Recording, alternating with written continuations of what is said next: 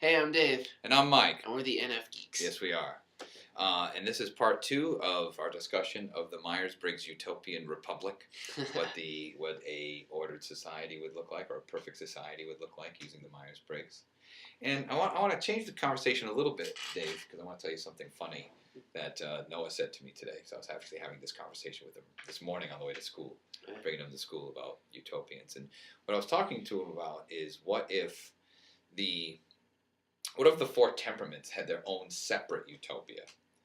Okay, so what if all the NFs just live together? What if all the NTs live together?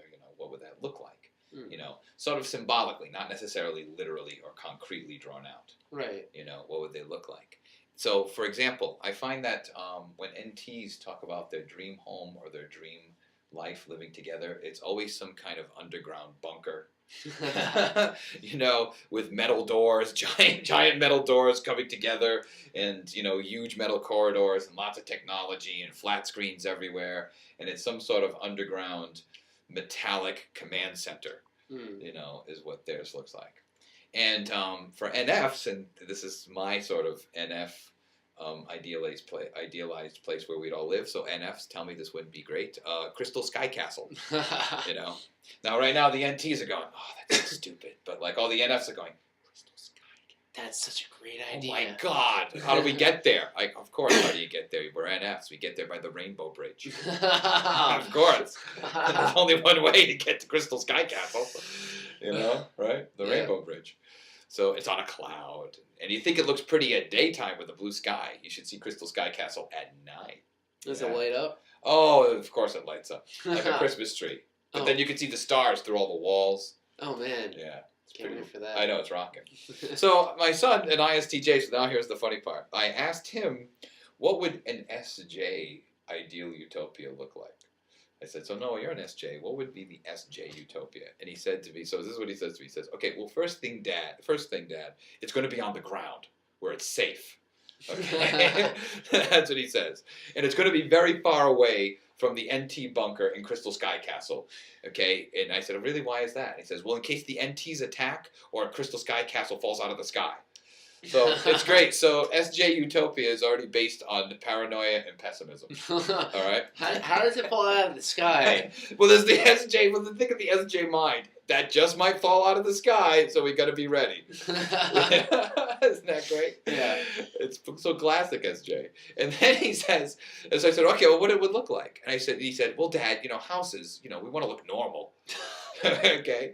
And I said, well, what would really make it ideal and happy for the SJs? And he says, I think we would all be happy if in our SJ homes, we all had our own workspace. That would be SJ ideal utopia.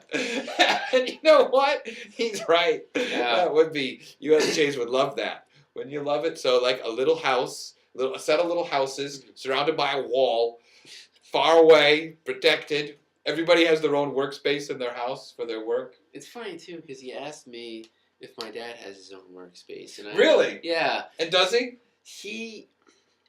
He doesn't have like a study or anything, but he does have his own place that he goes to all the time after work. Oh. He watches TV. He has like his own little station set up and with a recliner. So I'd say that would be his workspace. Oh, that's wonderful. Oh yeah.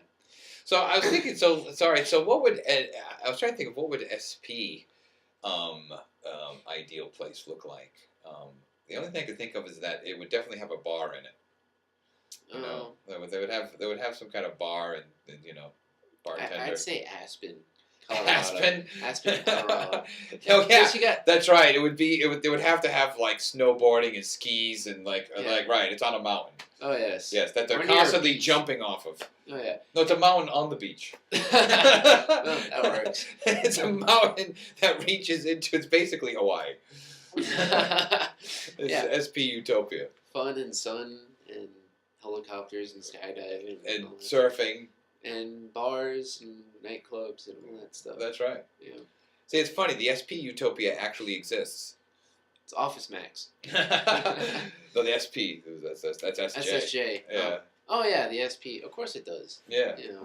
They aren't they the most prevalent That's interesting. I'm not sure. It was certainly SJs and SPs outnumber us. Oh yeah. Altogether. What do you think that is? Ah, boy, I don't know exactly why that is. Why are the S's outnumber the N's? I find is intuition something. Um, why is intuition something rare? Okay, this is going to sound like I'm dogging the S's, and I'm really not. I don't have the S hate.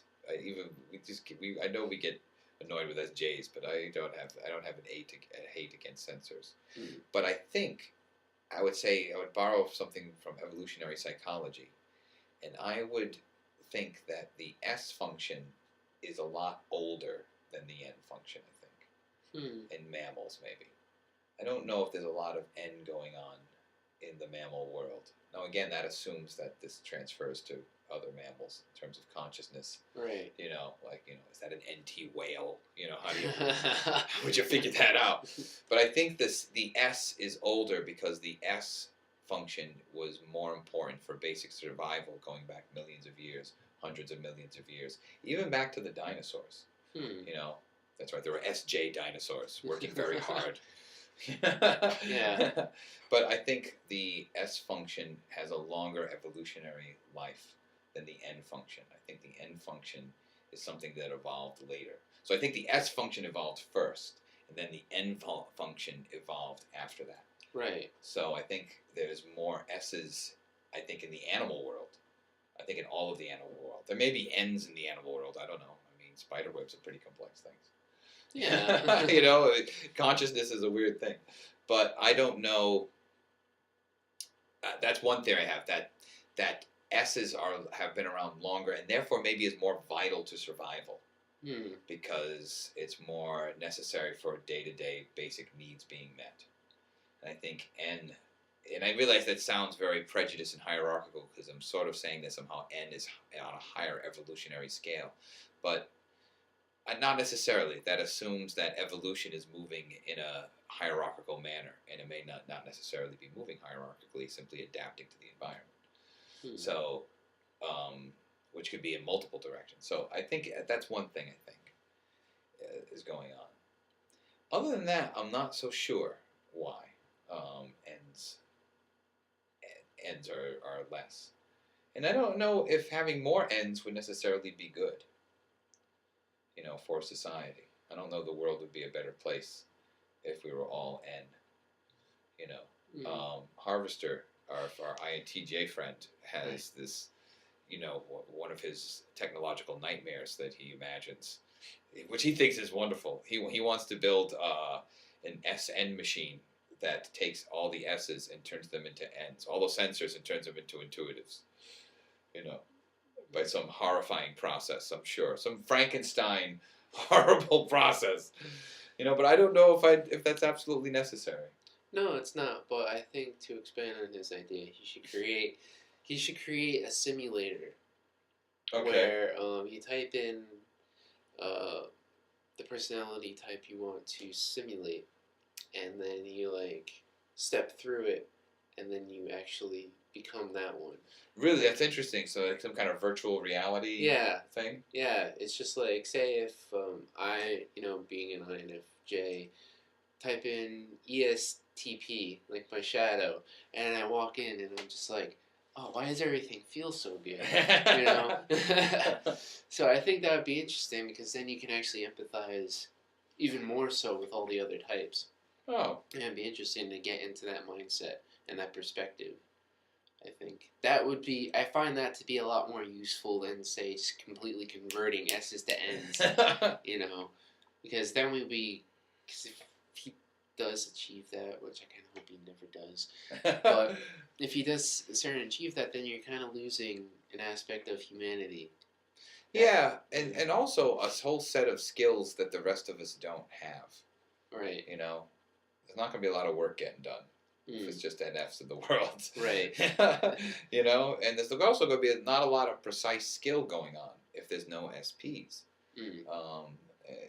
SPs are the ones who bring the preciseness to skill. Preciseness that none of the other temperaments can give. A rigidity for the SJs. Yeah, that's right. A steadfastness. Yeah. That is necessary. So, we certainly do. The other types are performing functions, and it could be that maybe the functions they perform require more of them. Mm. And the functions we perform simply require less of us. And that's not necessarily meant to be taken hierarchically. That something that we're doing something more important than SJs or SPs or something. Mm. But it just may be that what is necessary for society to exist or humanity to exist requires, certain amounts of people to be a certain way, and that could be in a large number or in a small number. Right.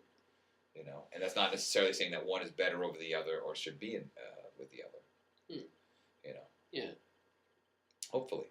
And that leads to an interesting thought, Dave, now, because that just jogged out of my head. What does that say about the NF male? Because we are a very rare bunch in the world. There's very few of us. Especially INFJ males. Right, yeah, right. Yeah. I mean, no, it doesn't seem that way. And I know the other NFs are saying, what are you talking about? We're everywhere. And that's not true. That's because we all have the N-force, okay? And we all attract each other to each other.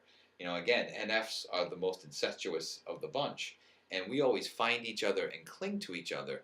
So all NFs are friends with other NFs because we find each other. We're like, oh, you have feelings. And then we hang on. Yes. So it seems that way. But really, if you think about it, in terms of everyone else, certainly a lot of muggles out there. Aren't there? A lot of muggles. Muggles. Those are all the non-NFs. Muggles. Because we got magic. Magic. So there's a lot. If you think of NF males are very, very rare, which means that for the male perspective of NF, it only needs a few of us. It seems. Why would that be, or what would make that true? You got me. My N-force is like, I don't know what to tell you. I mean, I don't know if... Well, how do you feel about that then? You're certainly an NF. You have to have feelings about it. Oh, yeah. I mean, in some ways I feel good about it because that means I'm more rare and more unique, But, I don't know. It does beg the question why and what causes that. Yeah. But, that's a question I can't necessarily answer. I mean, is it out of evolutionary necessity or is it just, by chance? That's very cynical, Dave.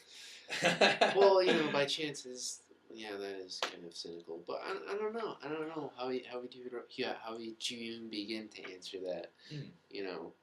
I don't know either. I know that sometimes I think NF males feel that there's no place for us. I've had that moment. I don't know if you ever had that moment. Like, I don't fit in with the average male. I don't fit in. I don't want to be. I'm not a transvestite. I'm not interested in being with women. Where do I go? Yeah. Where do I go with all this emotional and all this stuff and all this passion? Well, I think also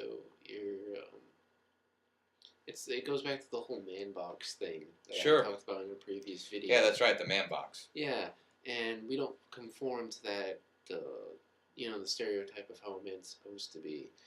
And, I mean, perhaps, I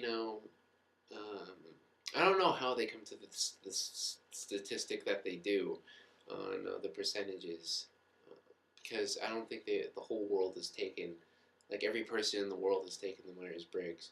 So perhaps, I don't know. There's some kind of, they're doing some kind of a sample population, some kind of extrapolation. So it's even on that level of statistics. Right. So,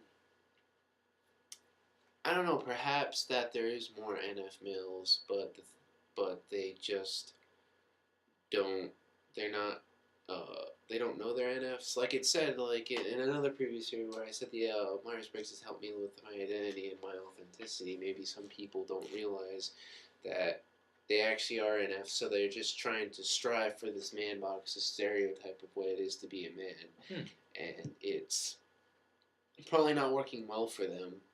Perhaps they're feeling pretty bad about themselves, but they're still doing that and they're conforming to that image. And I find that maybe that's one of the reasons why we're probably outnumbered, because you have NFs that don't know they're NFs conforming to that. So that's my theory, I would say. So we have NFs in the closet. that we have to bring out. out. So on that happy note. Well, I tried. I'm All right. Dave, And this I'm is Mike. Mike, Nfgeeks.